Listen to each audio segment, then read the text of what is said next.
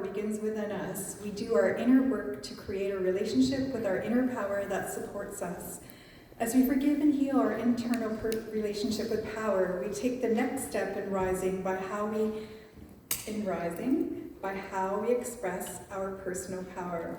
This step asks us to release our hidden agendas. We begin to express our power with integrity and authenticity. Power expressed in this manner supports and draws those around together in support of shared causes and ideas. Coming together in our authentic power multiplies what we can do. The difference for good we can make as a group, community, and more is expanded to express our power. Today's inspiration is provided by Audrey Beaudry with her talk, Our Personal Power.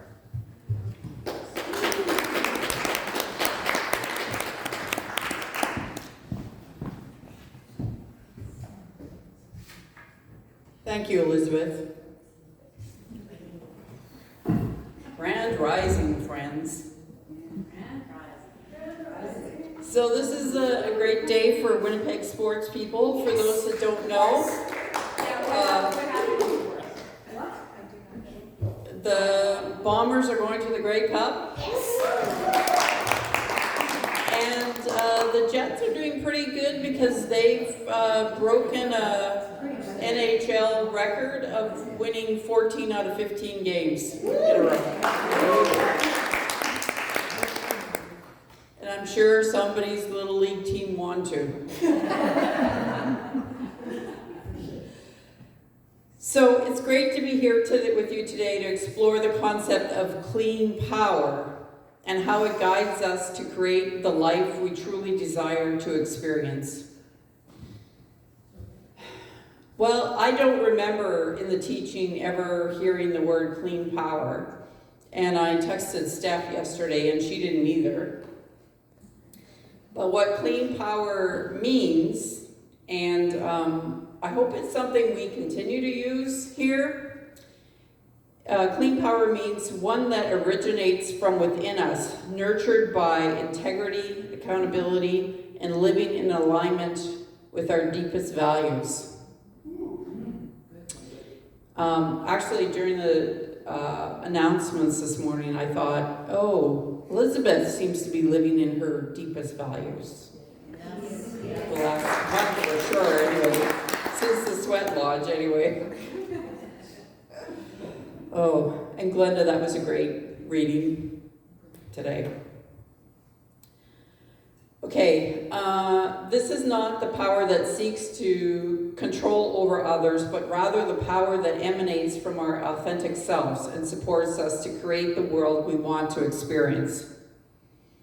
While not using the specific term clean power, Ernest Holmes and other spiritual teachers frequently spoke about the importance of spiritual power being aligned with love, truth, higher principles.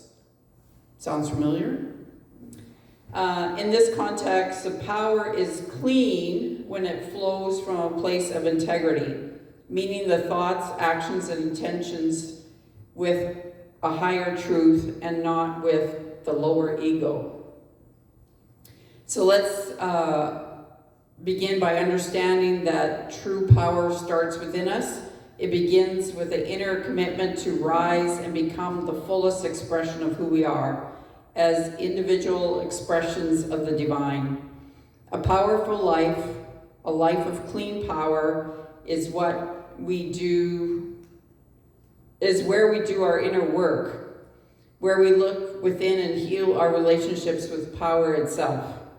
Through forgiveness, through releasing hidden agendas, and through the courage to be authentic, we begin to express power in ways that uplift and support not only ourselves, but everyone around us. At the foundation of clean power lies spirit. Spirit is the wellspring of our being, the divine source from which all power flows. So, for those of you that are new here, the stained glass symbol that Wes made explains God. And So it's the Trinity, and I consider, it's not officially said, but like between the green lines, the middle one is spirit. So God is the top, spirit in the middle, manifestation in the body, the thing, right? So the way I think about it is spirit is the doer, you know? Seed, soil, plant. Idea, soil is the incubator, plant is the manifestation. So spirit is in the middle. When we talk about clean power, we are essentially talking about aligning our own personal power with this higher universal power. In Science of Mind, Ernest Holmes speaks about making covenants, which is agreements or pacts, in our relationship with spirit. He reminds us then when we align ourselves with God, we relinquish the need to control or manipulate outcomes. Instead, we trust that our God, our good, is assured as we do our part in the world. Good was capitalized there. I guess that's God too. Clean power then is not forcing things to happen or imposing our will upon others. Rather, it's about nourishing an unfolding of good, both for ourselves and the world. It's about trusting that when we align with spirit, we can allow the flow of life to guide us, trusting that it will unfold in the highest and best way possible. So, there's kind of the thought out there, I don't think, well, it's a powerful myth that we need to dispel, that one person can make an extraordinary impact. This is essence of clean power. And we only need to look at history to see how one individual's choice can change the course of events. So I tried to find one today, but imagine I have a $10 bill in my hand. Oh, and by magic. Magic means death, but okay. Well, that's synonymous anyway, but okay, so let's consider the story of Viola Desmond, a Canadian businesswoman and a civil rights pioneer. In 1946, which is probably our parents' lifetime, a black woman from Nova Scotia was arrested for sitting in the whites-only section of a movie theater in New Glasgow. The law at the time mandated that black Canadians sit in the balcony while the white patrons were allowed to sit on the main floor.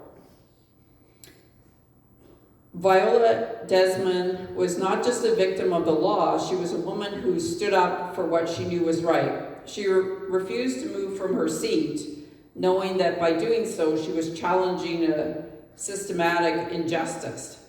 Viola's decision wasn't part of any grand, coordinated movement, probably much like Rosa Parks. She was simply doing what was hers to do in the moment. Her arrest and the subsequent legal battle became a catalyst for change in Canada, sparking conversations and legal reform around race, equality, and civil rights. Viola Desmond's act of resistance was a powerful expression of clean power, not through aggression or force, but through an unwavering commitment of her own integrity and the refusal to comply with an unjust law. Her legacy is immortalized in the 2018 as she became the first Canadian woman to be featured on our $10 bill. So if we actually carried money in our pocket, we'd have a little bit of inspiration with us, we can carry with us. So one person standing in their truth can spark a movement. Viola's example reminds us that we don't need to wait for a large stage to make a difference. Each of us, in our own way, has a power to challenge the injustices in the world and contribute to creating a more equitable, loving society. One of the things I'm doing is, a lot of you know I'm a quilter, and then a lot of you know I'm kind of aware of the foster care system, and I know that kids often move out of foster care with nothing.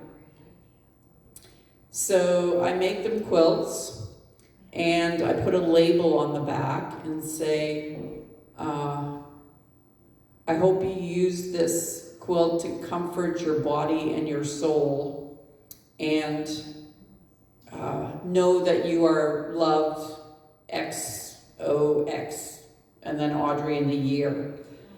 And then I put washing instructions on it, but anyway, so quilting is a passion of mine, and it's a way of kind of paying it forward.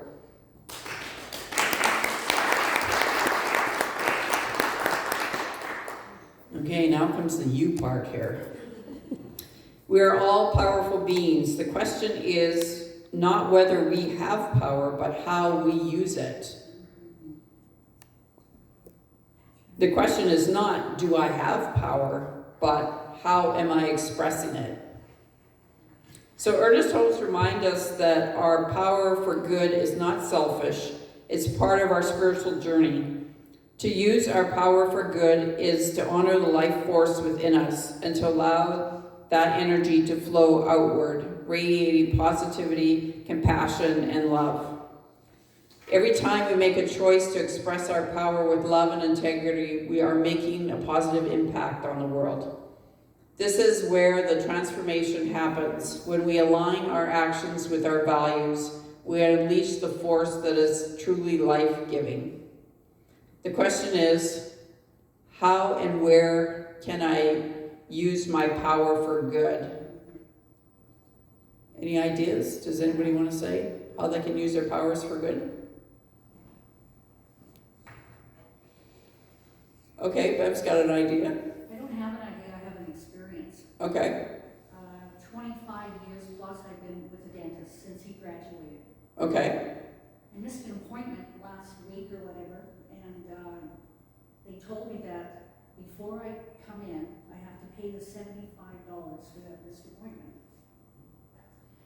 So I get in there, and I said, before I do anything, this Patrick, that's my dentist, does he know about this?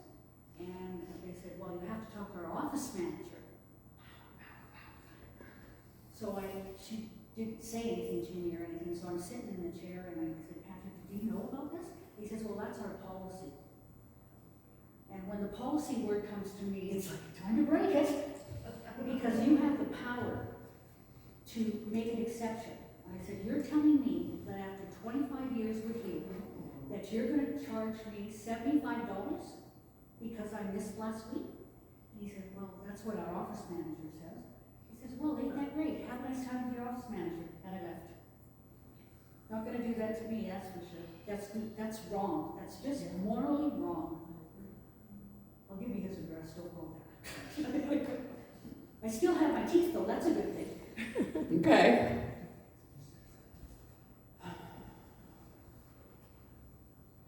Okay, I'm thinking about where I left here.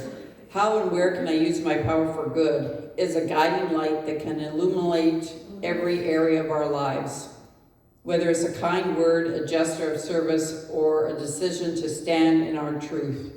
When we act from a place of clean power, we become a force for good in the world. It's easy to think we will change the world in big, dramatic ways, but often the greatest difference is small, everyday moments. This is where the real power lies, in the presence. It's like, Bev kind of made a point here, like, doesn't the dentist own the business? Yes, he does. Yeah. The whole building he owns. Yeah, much like my dentist, who's I've been going to since my baby teeth, but yeah. Ernest Holmes often said that our power lies in the ability to use our mind in constructive ways. The key is to be present, to stay conscious of how we are expressing our power in the moment. And one of the most powerful tools that we have is the ability to pause before reacting. In the pause, there is freedom. I hadn't thought about that. Like in that moment, Oprah talked about how when she was given a big idea to answer back at, she would say, "Give me a night." Right? So I guess she had a lot of freedom.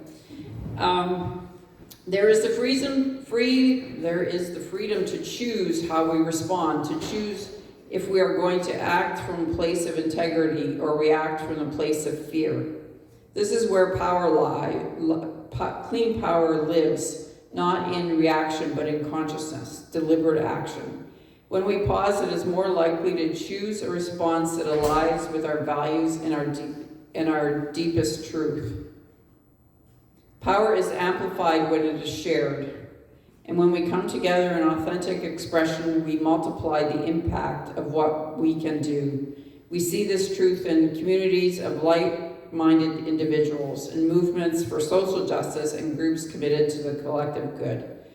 Clean power, when expressed together, creates a powerful synergy that extends far beyond the capacities of any one individual. Together we are stronger. Remember back in the day, probably it's getting more so now, again, since we have more people, but a lot of people just came on Sunday just so they'd have the energy for the week. Yeah.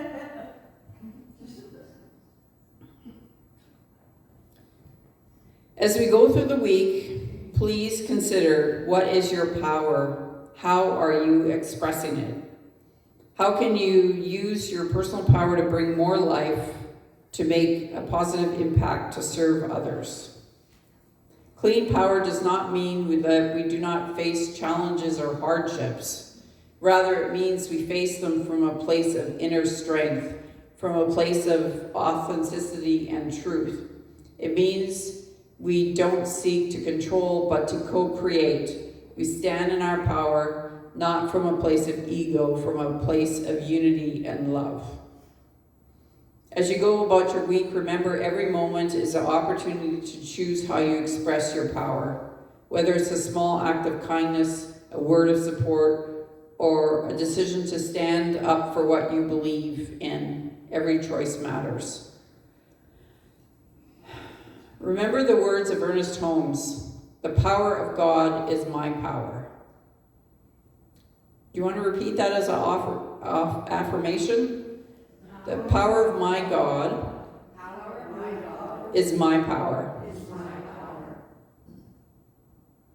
Your power is not separate from the divine. It is divine flowing through you. When you express that power of love, integrity, and authenticity, you contribute to the highest good for all. So, even though we've been spectators this weekend for sports stuff, I'll leave you with this thought. Life is not a spectator sport. We are called to rise in our power, to be present, and to make a difference. When we do so, we become part of a greater movement of transformation that touches the lives of everyone we encounter. So let's go forth today. I'm trying to mimic that picture. There's all these threads of connection, isn't there? I didn't pick out the picture.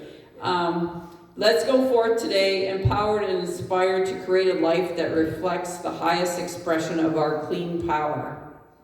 And so it is.